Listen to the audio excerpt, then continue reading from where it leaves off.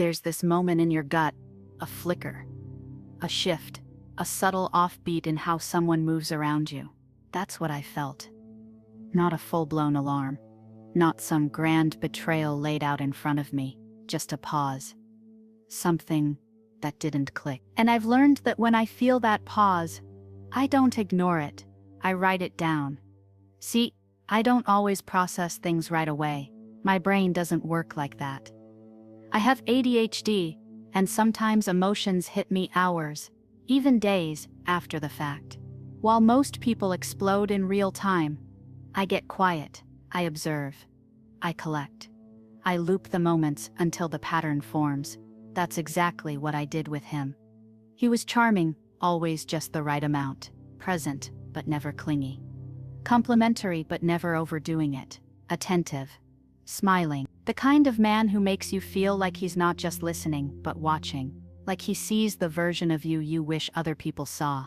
And for a while I let myself believe it, that maybe this one was safe, that I didn't need to brace myself for impact. But then, the contradictions started stacking.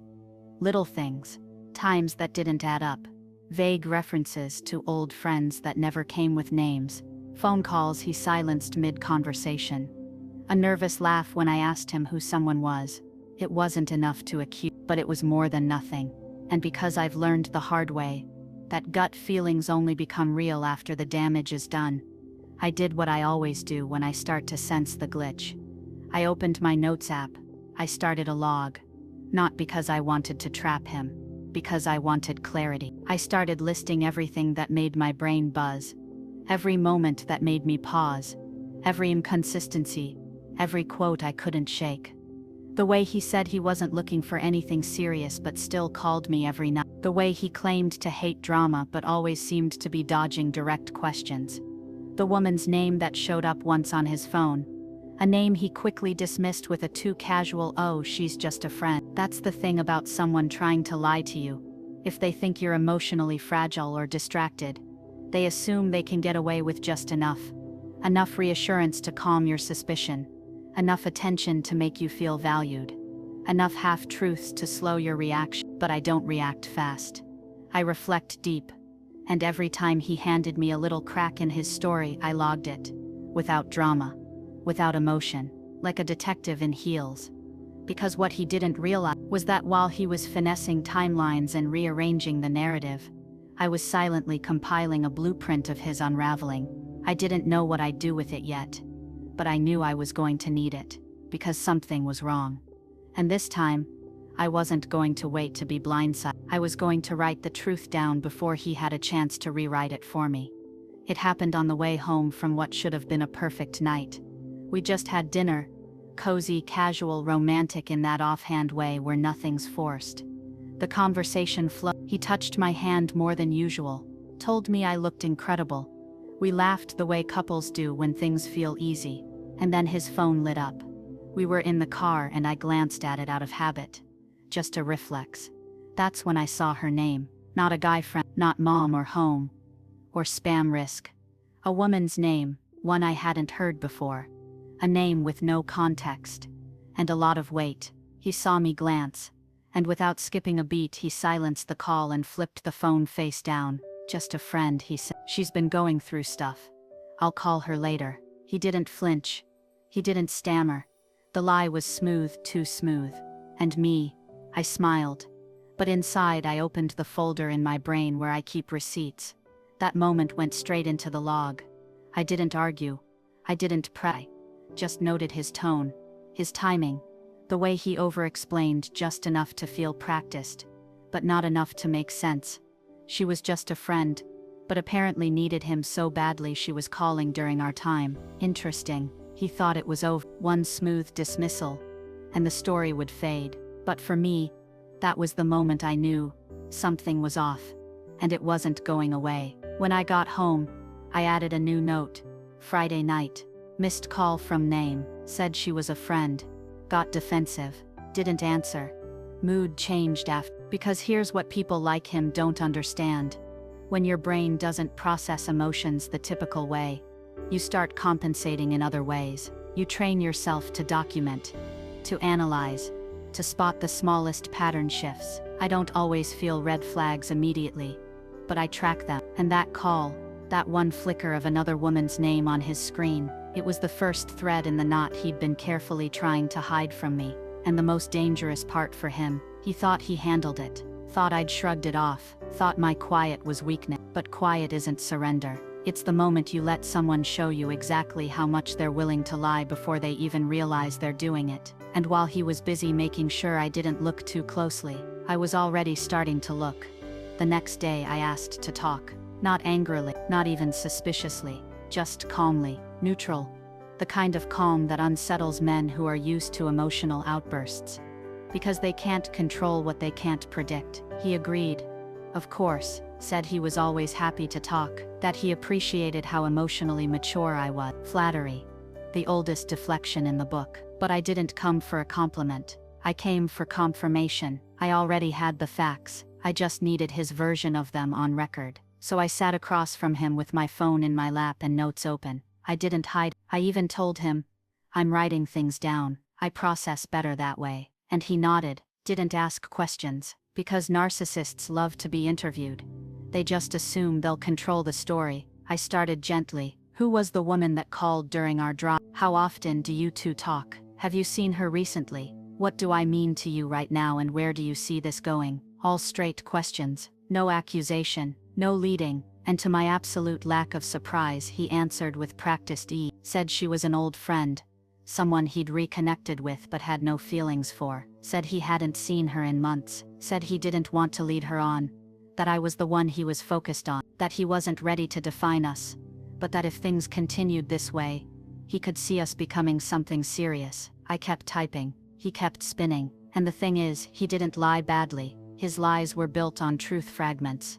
Which is how skilled manipulators operate. They hide the fiction inside the framework of what feels emotionally believable. But he made one fatal mistake. He gave me too much, too many sentences, too much improv, and he forgot I was writing it all down. Because when you talk long enough, even the best liars start repeating themselves, and that's when the cracks show. But I didn't point anything out yet. I just smiled, nodded, and asked follow-ups. The more he talked, the more certain I became that this conversation wasn't about gaining clarity. It was about gathering ammunition. By the time we wrapped, I had a full page of quotes, timelines, and little contradictions tucked between the lines, things he wouldn't even remember saying, once he changed the story later. And that's what I was counting on, because I knew this wasn't over. I knew there was more. And while he walked away, thinking he'd reassured me, what he really did was hand me a script full of plot holes, and I was about to read it back to him line by line. The next morning,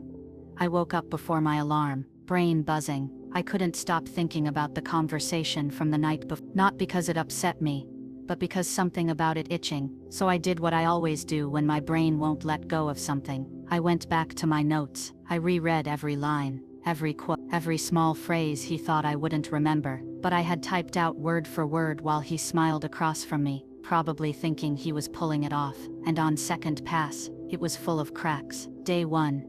He claimed they hadn't seen each other since reconnecting earlier this year. But then, 3 lines later, he said he wasn't sure how to act around her in person. So which was it? Hadn't seen her, or unsure how to act around her when you did see her? He told me she was just a friend, didn't want to lead her on, wasn't interested. But then he admitted that she'd expressed romantic feelings, and he didn't want to hurt her. Why would you be worried about hurting someone's romantic feelings if you weren't feeding them? I kept reading. The inconsistencies weren't loud, but they were everywhere. Tiny shifts and tiny tweaks in how he described her, how he described me. On day 1, I was the one he wanted to focus on. But just 12 hours later, he texted me, saying he wasn't sure where he stood with either of us. And that's when I realized what had actually happened. He had time to prepare.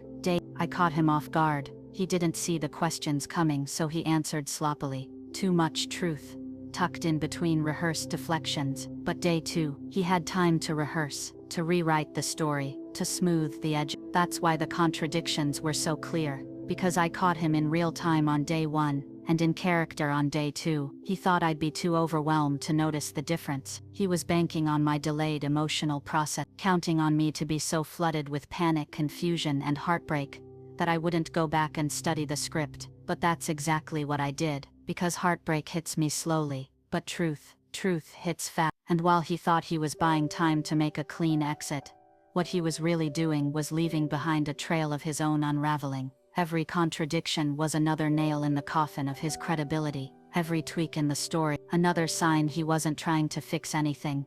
He was trying to manage me, but I wasn't panicking anymore. I was pattern matching, and it was only a matter of time before everything he tried to hide aligned into a timeline I could prove. He thought he was too clever to get caught, but what he forgot is that a girl who writes things down always remembers where the lie began. There's something deeply satisfying about being underestimated, especially by someone who's built their entire illusion on the belief that they're smarter than you, that they can outmaneuver you, outtalk you, outthink you, and that you'll be too emotional, too overwhelmed, too messy to follow the thread. That was his biggest mistake, because what he saw as mess was method. Yes, I get distracted, I loop thoughts, I forget names and misplace my key, but when it comes to people, I remember everything, not always instantly, but eventually, and when it lands hard. He thought my ADHD would work in his favor. He thought my delayed processing, my quiet pauses, my need to take notes meant I wasn't fully there. What he didn't realize was that while he was fast-talking his way through excuses, I was stacking puzzle pieces, one contradiction at a time. He thought the panic attacks meant he'd won, that the spiraling meant I wouldn't recover. What he didn't know was that those spirals are where my brain sharpens. I analyze when I can't sleep, I write when I can't breathe, I dig when I feel like I'm drowning. Because clarity is how I survive. He watched me unravel emotionally, and assumed that meant I was broke, that I'd stay stuck in grief long enough for him to rewrite the narrative on the other end, to spin it into something noble, tragic even. I had to choose. She couldn't handle the truth. It just didn't feel right anymore. That was the version he was preparing to tell her, the one where I fade out quietly, heartbroken and confused, and he slips into a new romance guilt-free. And I'll admit, for a moment I almost gave him that. The night he came over during one of my worst panic episodes, I thought maybe he did care. He rubbed my back, held my face in his hand, said I didn't deserve this kind of pain, and yet he was the cause of it. Still, part of me, the part trained to see the good, to hope, to assume, wanted to believe him, until I remembered the notes, the facts, the lies layered in soft tones and long hugs, and that's when it clicked. He wasn't comforting me out of guilt, he was making sure I'd stay quiet, that I wouldn't dig, that I'd take the heartbreak and disappear, so he'd never have to answer for the truth. But what he failed to understand was that my silence wasn't surrender, it was set, because once my brain caught up with my heart, I didn't just cry, I investigated, and the deeper I dug, the more I realized, he didn't just lie, he designed the lie, and now, I was going to dismantle it, with nothing but the truth, and the notes he never thought I'd keep. The thing about narcissists is this: they don't just want to leave, they want to leave with the story, they want to control the ending, script your reaction, and walk away looking clean while you sit there unraveling in the mess they made. And that's exactly what he tried to do. After the panic attack, he came over like some tragic hero in a romance novel, held me, comforted me, spoke in soft, regretful tones, told me he didn't want to hurt me, that I deserved someone who was all in, that he just wasn't ready, said he was which in translation meant I've already chosen someone else, but I need you to believe this is hard for me. And I did. For a few hours I really did, because when you're emotionally wrecked, even manipulation feels like care, especially when it's dressed in long eye contact and whispered apologies. But later that night, after he left, everything he said started echoing wrong. The word choices, the hesitations, the timing. He told me he was unsure about everything, and then like clockwork within hours, he had made his decision. She was the one, not me. I wasn't surprised he chose her. I was surprised by how fast he made it sound like he hadn't already decided long before. That's when the performance clicked into place. He didn't come over to console me, he came over to calm me, to make sure I wouldn't push back, to make sure I'd be too emotionally shattered to connect dots, to ask the right questions, to compare timelines, because the moment he broke things off, he assumed the story was over. He thought I'd go quiet, that I'd cry to friends, maybe block him and eventually disappear. He was betting on me to be a statistic in his dating trail, one more emotionally unstable girl he could reduce to a cautionary tale for his next audience. What he didn't count on was that I'd already started the investigation, and now I had no reason to stay quiet. Because when he said, "I think I need to explore things with her," what he really meant was, "I've been sleeping with both of you, but I think she'll believe the lies longer." And when he said, "This isn't about you, it's about me," what he meant was, "I've been caught, and I need to jump ship before you find the rest." He thought I'd be too consumed with heartbreak to keep asking questions, but heartbreak is noisy, and I work best in noise. So while he was breathing a sigh of relief, thinking he'd executed the perfect soft exit, I was loading tabs, checking timestamps, cross-referencing screenshots, and zeroing in on the real story. Because the moment he tried to break me to save himself, he unlocked a version of me he never saw coming. And she wasn't fragile, she was focused. He left that night, thinking he'd delivered a clean break. To him it was checkmate. He'd spun the story just enough. Some feelings, some confusion, a sprinkle of "I care about you, but I'm not ready." He thought it landed, he thought it worked. What he didn't know was that I wasn't just hurt, I was suspicious, and I had evidence. I had notes, timelines, quotes. I had his version of events, word for word, locked in my phone. And now that he'd officially chosen the other woman, I had a target. Because here's what people like him don't account for: women talk, especially when we stop competing and start comparing. So I did what he never thought I would. I reached out. It started as a search. Her name, casually dropped during our early get-to-know-each-other conversations, had stuck with me. He told me she was just an old friend, someone from his past, a casual reconnection. But something about that phone call, the one he silenced in the car, had never sat right. So I found her. Social media makes it easy, too easy. One scroll through her profile, and I already had confirmation.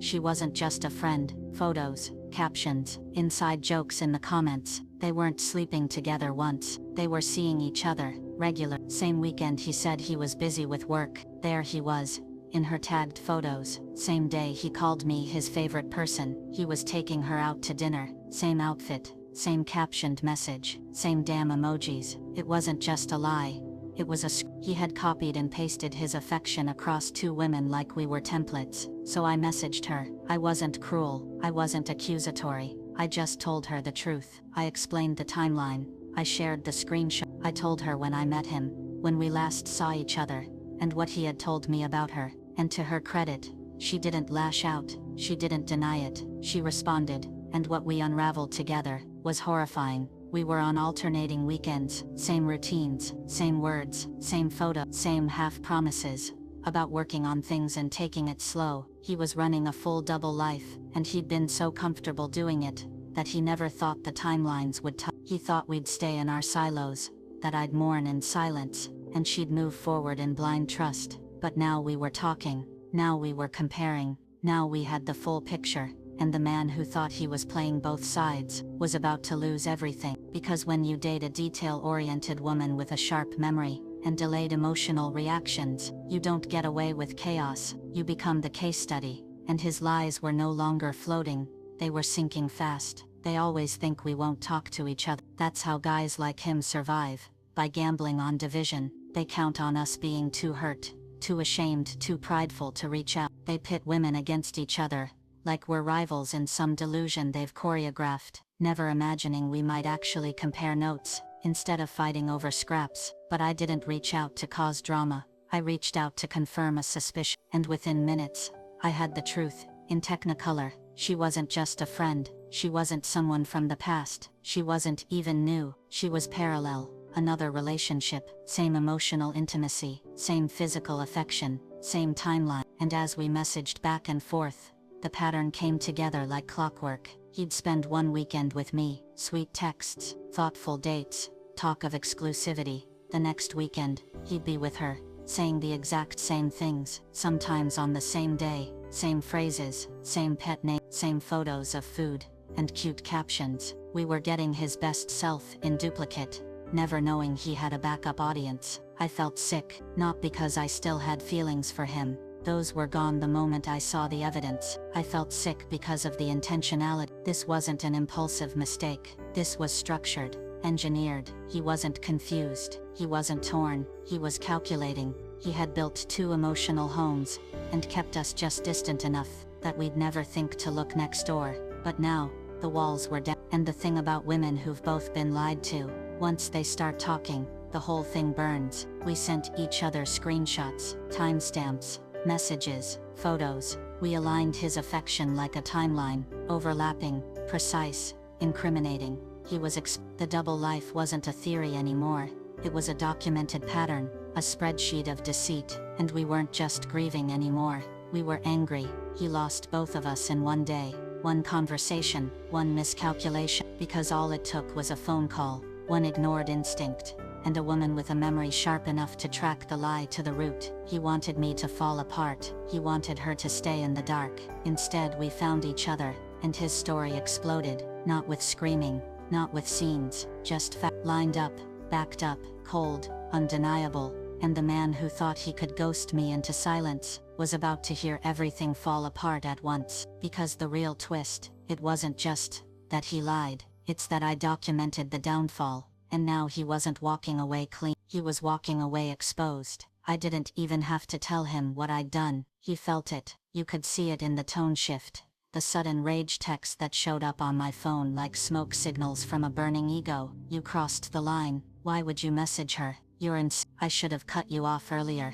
You're trying to ruin my life. There it was, the full mask drop. No more sweet words, no more confusion, no more "this is hard for me," just venom. He wasn't angry because I hurt him. He was angry because I ruined his strategy. He thought he could dump me gently, shift the blame, slide over to the other woman without fallout. He thought she'd stay, that I'd disappear, that his story would remain intact. But when he realized we'd compared notes, compared hearts, the illusion shattered. He didn't lose control of the relationship, he lost control of the story. And people like him, they can't stand that. They don't care if you cry, they care if you expose them. They don't fear heartbreak, they fear documentation. Because now, not only did I know what he did, she knew, and he didn't get to script how she found out. He lashed out in all the predictable ways: accusations, insults, reverse victimhood, tried to paint himself as the one being harassed, claimed he was trying to protect everyone's feelings. But you don't protect someone by lying to their face while texting someone else under the table.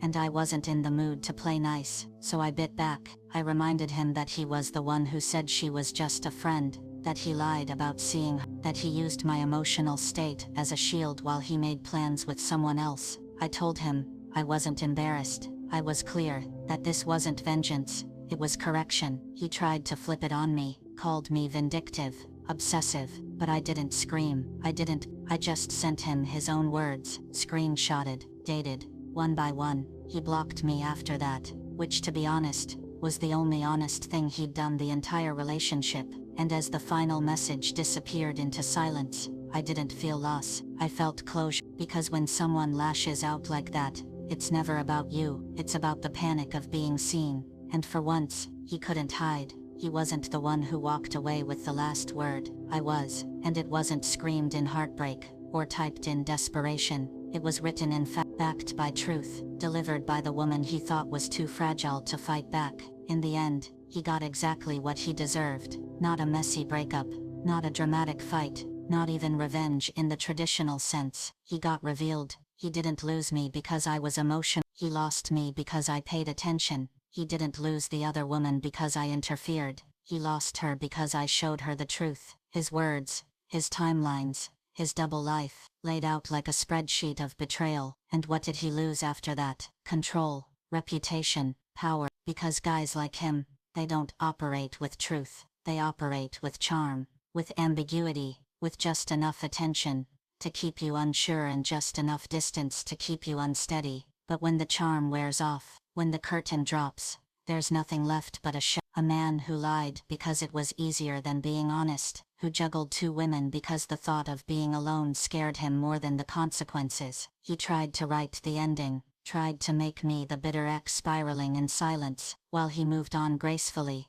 but instead, I buried his fiction with facts. I turned his timeline into evidence. I rewrote the story in my voice, the only voice that ever actually told the truth. And now, his image is cracking, because I never even had to go public. The people who matter, his friends, his group chats, his quiet little social circle, all starting to wonder. Stories don't have to be screamed to travel, they just have to be true. And mine is, I still feel sad, yes, of course I do. I mourn the version of him he pretended to be. I grieve the woman I was before I knew what gaslighting really looked like, before I knew what it meant to second-guess your own instincts while someone stares you in the eye and lies anyway. But that grief, that's not weakness, it's healing. And while he hides from the fallout, scrambling to rewrite the narrative again, I'm already gone. No contact, no closure, no permission, just quiet victory. Because in a world where so many manipulators walk away unscathed, I didn't let this one get away clean. He wanted silence, so I gave him ruin.